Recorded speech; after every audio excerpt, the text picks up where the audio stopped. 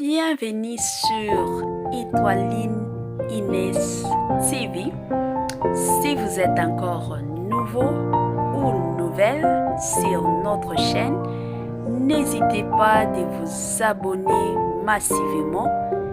aimer nos vidéos, commenter et partager. Chez Étoiline Inès TV, c'est la qualité, la différence et la vérité. Cardozo mille esprit yaba Cardozo mwasi moko nzambe mwasi moko alela beze pas possible wana penza de Cardozo na makambo beze bandeko eza totalement et encore somo makasi. Salut chers Bouchou, salut chers abonnés, salut chers connaissances, salut surtout les amis de Étoiline Inès TV. J'espère que vous allez bien. Quant à moi, je suis bel et bien super bien par la grâce de Dieu. Chers Bouchou, chers abonnés et chers connaissances, yalelo vraiment na memeli bino Cardozo mille esprit à côté de tonton Omari. Ebele abatu bakotuna ba emoji oyo ya kolela to ba cœur brisé et la kisi nini batu bakufi to ndenge nini. Bandeko totiaka boye soki ba émission eza émission moko ezosala pasi. Yango totiaka ngo boye. Totiaka ngo boye parce que ezala ba émission mosusu to salaka et salaka pasi eza histoire moko ya pasi to eza ba histoire ya kolelisa. Mais ce qui totiete, ce qui c'est que ba émission na biso ya auto kolobela et kozala nango ya pasité to ya kolela te. Avant to kota na mwa makamu na biso ya lelo, kandenge boyebi nini ekomeli Cardozo mille esprit après mariage ya ye, mariage ya théâtre ya ye na tonton Omari. Bandeko kandenge na lobaka chaque jour, si c'est la toute première fois ya kokota na chaîne abiso, chaîne moko ya kitoko, chaîne aba toli, chaîne aba conseil, chaîne moko yaba analyse ya makasi et pourquoi pas chaîne moko yaba nanzambe. Je vous prierai surtout de vous abonner massivement. Abonnez-vous, cliquez aussi sur la cloche de notification pour surtout recevoir les nouveautés de notre chaîne. Aimez la vidéo, commentez et partagez et kosala biso oyo penza tolobaka chaque jour tokos makasi. Bandeko bozwa bakiti kandenge tomesana bozwa vraiment bakiti na bino bovandaka. Botia mwa mai pembeni, botia mwa jus pembeni, botia mwa sucre pembeni, botia mwa biloko kolia. Biloko oyo penza lelo olamba ki lelo dimanche, biloko oyo planifié ki ke notono bando landa bemission nanga, il faut na liaka biloko boye. Tia yango pembeni, kote mosusu liaka, kote mosusu melaka, kote mosusu landa pe Étoiline Inès TV. Tia moi j'aime na yo, tia moi commentaire na yo, sala pe partage na yo, na système surtout ya oyo tolobaka chaque jour tokos makasi. Bandeko, lobi tosalaki émission concernant makambo ya libala ya tonton Omari na Cardozo. Ebele abatu babengaki, ebele abatu bakomelaki biso ba message kili kandenge zalaka o eza o juste nini. Bandeko yango na senga na bandeko na biso bolandaka émission à tête reposée kolekisa te ba émission. Olandi penza oyoki nini bazoloba na émission et salaka mwa bien makasi. Sikoyo ba makambo yo ezotambola kaka mbutu na ba réseaux sociaux ke non Omari Kabongo na Cardozo mille esprit babalani. Lobi na émission na biso na expliquer ki nyonso ke non eza nango libala ya théâtre. Eza na film moko ba osala kala mingi te tokomona ngo. Ekozala film moko kitoko makasi. Siko na film wana nde ezala esengelaki Cardozo na tonton Omari basala mariage nyonso. Yango bomonaki ba bilamba ya maputa balataki kokokana alati pe que non ake civil et puis ekosala ke ba bénir bango na église. Il y a donc ezanango kaka kobalana ya film eza kobalana nango ya réalité teto ya réel te eza nango ya film ya kokamwa bandeko eza na communauté na biso bamakambo oyo tobetelaka yango c'était presque na baémission na biso nyonso tosalelaka yango mpenza baémission mais c'est comme si na communauté na biso ebele ya bato bazokipe na bango te yango nalobaka soki bomoni émission tosala émission oyo esengeli ke bosala partage mpona kosunga communauté na biso en tout cas bopartage yango esunga pe bato mosusu bandeko ya kokamwa eza komona lelo bato bakomi kofinga Cardozo mille esprit que non comment ça fait-il que ye Cardozo akendo balana na tonton Omari tonton Omari aza mobali moko azalaka posé makasi aza mobali oyo asengeli abala mwasi oyo pe aza posé pourquoi okende kobala Cardozo mwasi moko ya agitation mwasi moko alela mibali yango bato baoloba ngate bandeko eza ya pasi nalinga kutuna tuna question est-ce que possible mona place Cardozo mille esprit azosala kindumba to eza kaka biloba loba na biso bandeko chaque jour nalobaka penza makambo oyo ebele ya bato tozotiaka confusion mingi totambola na confusion ya makasi concernant bastar na biso po na biso ndenge tomonaka bajuaka na makanisi na biso to na intelligence na biso na kotala na biso tokanisaka ke non façon bajuaka wana penza nde vie na bango tolatisaka bango penza ba rôle na bango ekomi neti wana penza nde ezalaka vie na bango et pourtant ce n'est pas ça et pourtant ezalaka nango bongo te eza rôle kozala star bandeko il faut oyeba to ozala amzir to capable ya ko jouer ba rôle nyonso soki ba pesi mutu keno Cardozo lelo ko jouer rôle neti ndumba il faut a jouer yango kandenge ba yebisiye soki ba lobby na yeke non il faut jouer rôle neti ndoki il faut penza a jouer rôle neti ndoki soki ba lobby ke jouer rôle neti muibi il faut a jouer rôle wana neti ka muibi ndenge muibi ayibaka mais ezate que non tongo zo jouer yango bongo wana penza nde vie na ye te eza vie na ye te bandeko pona ba o balanda peut-être télé-réalité ya Cardozo to ba interview mosusu o Cardozo akotaka je ne pense pas que bakoki koya ba bandolo bakeno Cardozo aja mwasi moko ya agitation aza mwasi moko azalaka posé te na je ne pense pas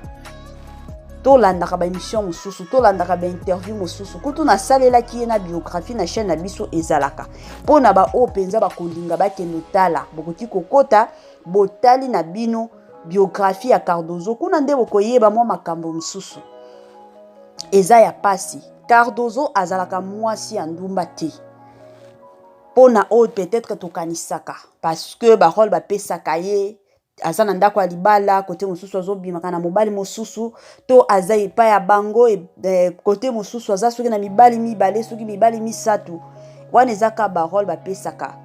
tellement que aza star aza pe na ba capacité ebele yango asincarnaka na ye na ba rôle na ye mais en réalité Cardozo azalaka na vie wana ya mibali te ti bomona Cardozo boye Cardozo azaki na mobali na ye moko donc mobali ya liboso ya vie na ye nde mobali o babotaki na ye bana mibale mobali penza liboso mobali o balobaka penza Diego Kao ya vie na ye mobali na ye moko nde babotaki na ye bana mibale siko esalaki nini mobali na ye wana akufaki papa ya bana na ye akufaki nde kokufa akufaki pona Cardozo abando olobaki nonga na kozala mama oteke o boti bana na batata mibale misatu te bana na nga nyonso na kobota bango na tata moko wana penza ye moko bandoloba o penza nde mobali ya vie na ye mais bino moko boyebi réalité ya vie l'homme propose et Dieu dispose donc réalité ya na ye réalité ya vie kandenge kotaka na ba vie ya batu réalité ye ezui mobali ya vie na ye comme aza na ye nanu mwasi kitoko aza mwasi ya forme et puis bana to matato kita bana nyonso bazalaka na posa ya affection ya papa. Soki papa na bango akufi, surtout bana baza bana mike, bazalaka na posa ya mutu o ba wandobengaka papa. Papa pe ajwaka intérim munene to rôle munene na vie ya bana. Mubana nyonso bazalaka na posa ya papa. Yango bomona bana mosusu o bakola peut-être sans ba papa, sa papa na vie na bango, omona affection wana taso ya koti na ndako libala akolinga penza mobali te. Pona nini amesani na ye na vie ya ba papa te na vie na ye. Donc to matato kita ndenge azaboye Cardozo soki lelo motema etuti ye pa mobali moko boye. Alobi ke non mobali na lingi babala na ko bala na ye. Mais Cardozo to longola ye na banzela wana ya bashi mosusu bazaka na kindumba moko boye pas possible. Cardozo vraiment to longola ye. Ebele ya batu lelo kutu balandaki ba audio to ba appel en direct ya Cardozo na ba chaîne mosusu boyebi na chaîne anga en tout cas na boya kananga kotia ba va batu pona ba droit d'auteur. YouTube vraiment alandelaka makambo ya ba droit d'auteur. Alors nga penza de mon côté na sepelaka nanga tellement te na ba audio ya batu ba voix ya batu na sepelaka te. Alors nalandaki message wana ezaki ndenge nini ndeko moko ka chroniqueur moko abengaki Cardozo pona confirmation ya libala. Cardozo a confirmé que non eza libala théâtre te eza libala ngana omari to balani. Parce que na ba interview moko boye, je suis sûr que batu o penza landaka mingi ba interview ba comédien na biso soki bolandaki bo comprendre que makambo na lingina loba. Na interview moko tonton Omari batunaki e question okobala quand? Alors tonton Omari a répondra que non, mariage nanga eko salema na juillet. Et là c'était le mois de juin si je ne me trompe pas. Ezaki début juin to fin mai. De à côté d'une interview wana alobaki que non, mon mariage c'est pour le mois de juillet. Ndena osala mariage nanga. Siko tango chroniqueur abando benga Cardozo ayebisi Cardozo nzoka yo ke kobala biso toyebaki teke lelo okobala na yo obando loba te neti tomona toyebaka ba mariage ya batu mosusu jour bakoya kopesa mbongo dot to ya prédot ba photo ko tambola ba vidéo ko tambola mais ya yo ezalaki nango ka kimia. Cardozo a répondre que non omoni nga nazala mutu nalingaka nanga batu bayeba makamute yango nalingaki na sala nanga ka surprise la bando loba nga moko que non jour na kobala ekozala nango ka surprise na koyebisa mutu te donc ozala ka le même jour na panza banini ba invitation nanga donc ezali bala penza ya solo wana ezalaki Cardozo batuni ye na minute oyo oza wapi alobi na ke supermarché mais mobile nanga Omari kabongwaza na mbeto aza ya kolala na soma mwa biloko ya mike na kendo salela ye déjeuner bandeko boyebi Cardozo azalaka mwasi moko alela base. Cardozo ata soki na YouTube to na ba réseaux sociaux eza ya koningana mai eza ya moto zo ningana balobi ke non ndenge eza boye Cardozo azwi mobala batu soki batuni Cardozo akondima akoloba na yeke oui na obimaka na mobali wana nzoka en réalité azobimaka na mobali wana te wana ezalaka comportement ya Cardozo na makambo ya babese tellement alela yango pas possible. Il y a pas longtemps tango tonton d'Acosta salaki mariage aye kosala mariage après soki 2 semaines ba rumeur etambolaki que non ndenge eza boye Cardozo abimaka na tonton d'Acosta bandeko ezalaki somo tant de personnes basalela yango ba émission mais réponse à Cardozo ezalaki nini oui nabimaka na ye mais en réalité tango tokotaka tokeno luka ba information na biso c'était faux et archi faux. Donc Cardozo azalaka na bongo donc soki makambo ebimi ke non Cardozo ayibaki eloko boyeboye ya koya penza lobi oui nayibaki akokota penza na émission lobi ke oui nayibaki wana ezalaka Cardozo. Mais en réalité bandeko pona libala oyo eza nango libala ya théâtre pona bato bazo finga Cardozo que non tonton Omar jamais akoki kobala mwasi neti Cardozo. Cardozo azana ba critère ya kitoko ya kozala mwasi ya ndako. Cardozo azana ba critère moko ya bien ya kozala mama. Wana tolo bango azana ba critère nyonso o penza mobali alukaka na vie ya mwasi. Et puis makambo ata soki makambo yo tokende tokita to mata tokende to zonga soki makambo yo ezalaki penza réalité ezalaki makambo moko eza réel que non tonton Omari abali Cardozo eza bolingo ya bango mibale biso toza na biso ka ba fan soki ye tonton Omari amoni ke eloko na lukaka epai ya mwasi eza na kati ya Cardozo mwasi yo nakobala ye ata soki bosali ba commentaire ndenge nini ata soki bosali ba émission ndenge nini mutu alingi ye eza nde Omar biso penza te totika ba comportement ya bongo yango tomona kata na ba quartier omona mwasi moko aza na quartier mwasi moko kitoko balingi babala ye omona eza na ba papa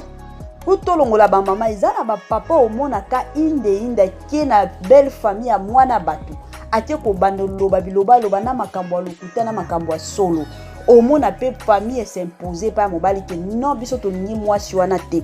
balela biso mwasi mosusu balobi ke mwasi wana aza ndumba mwasi wana aza impoli mwasi wana azalaka bongo et pourtant en réalité mwasi wana azalaka na ebongo te ezaka ki jalousie ya bato ya quartier lelo ebele ya bato na ba quartier na biso bazanga mabala lelo bakomi batantine ya quartier pourquoi parce que eza na famille moko tango balingaki babala ye famille moko kendaki na belle famille na ye pona kokosela ye makambo ata soki makambo ezalaki ya nango vérité ate kobimisa ba makambo oyo il fallait pas mutu abimisa siko belle famille s'imposer mobali pe alobi na kobala yo lisusu te mwana batu atikali ka bongo ti azokolaka akomi na ba 48 ans na quartier babalaka iti parce que libala na ya liboso yaki eza na batu bakendaki kolobela ye makambo mabe ya mibale eza na batu bakendaki kolobela ye makambo mabe ya misato imagine mais ba famille wana bakenda kosala kisongi eloko babosanaka eza que non tango osala makambo ya bongo yo pe oza na bana pe ya basi bango pe il faut un jour babala bango ezalaka pasi makasi yango nasengaka vraiment na bandeko nanga o balandaka Étoiline Ines TV. En tout cas dans la vie sala bolamu ozo sala un jour bolamu wana ekoganga mais soki ozo sala makambo ya mabe yeba ke emata ekita un jour ekozongela yo ezalaka bongo kandenge adage moko lebaka tout se paye ici-bas c'est la vérité et la réalité donc makambo nyonso tosalaka na se ya moi bandeko tokofutama kaka awa na se tolinga te tokofutama tosala bolamu soki opportunité et se présenter na vie na yo akosala bolamu en tout cas sala bolamu parce que on ne sait jamais mais soki opportunité eye ya kosala mabe boya yango yebisa nzambe nga na boyi na nga kosala mabe posa na nga izana na sala na nga bolamu epa ya bato parce que un jour ata soki makambo ekweli yo bolamu wana ekoganga